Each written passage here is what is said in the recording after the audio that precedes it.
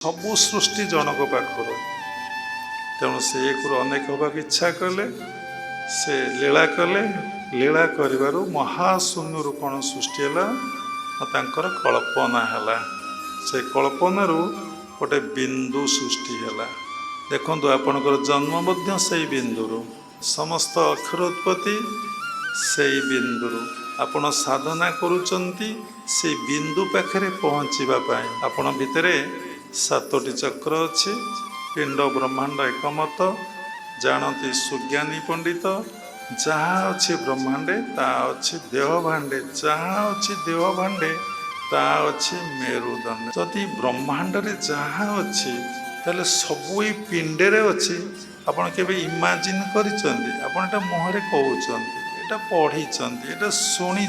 सतरे कौन के डीपली भावी ये शरीरटा गोटे ब्रह्मांड।